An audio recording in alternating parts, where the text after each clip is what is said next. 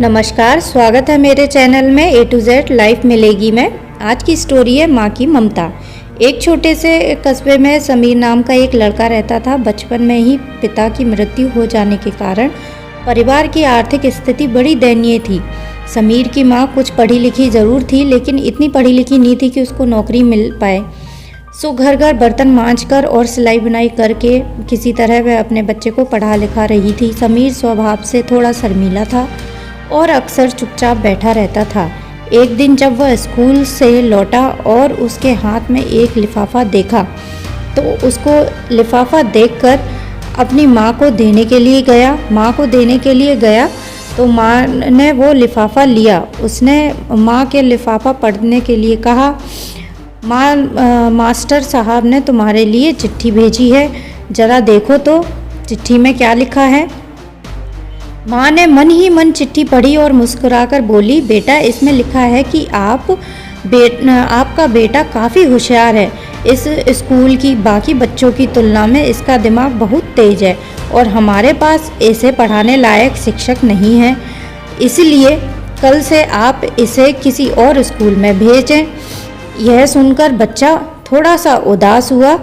यह बात सुनकर समीर को स्कूल ना जाने का दुख बहुत हुआ। साथ ही उसका मन आत्मविश्वास से भर गया कि वह कुछ खास है और उसकी बुद्धि तीव्र है। माँ ने उसका दाखिला एक नए स्कूल में करा दिया। समय बीतने लगा। समीर ने खूब मेहनत से पढ़ाई की और आगे चलकर सिविल सर्विस परीक्षा में पास की और IAS ऑफिसर बन गया। समीर की माँ अब बूढ़ी हो चुकी थी और कई दिनों से बीमार चल रही थी और एक दिन अचानक उनकी मृत्यु हो गई। समीर के लिए यह बहुत बड़ा आघात था।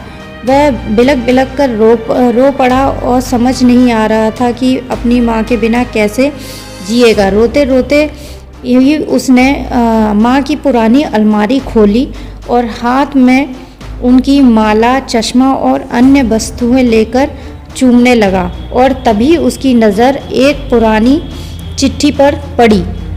दरअसल यह वही चिट्ठी थी जो मास्टर साहब ने उसे 18 साल पहले दी थी।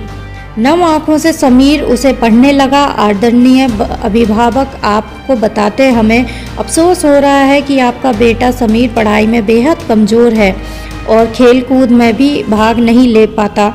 जाना पड़ता है कि उम्र के हिसाब से समीर की बुद्धि विकसित नहीं हो पाई है, अतः हम इसे इस विद्यालय में पढ़ाने में असमर्थ हैं।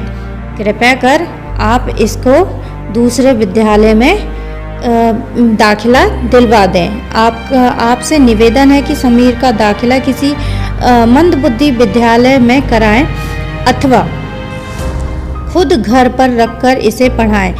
सादर प्रिंसिपल। समीर जानता था कि भले ही उसकी माँ इस दुनिया में नहीं है, पर वो जहाँ भी रहे उनकी ममता, उनका आशीर्वाद सदा उन पर बना रहेगा।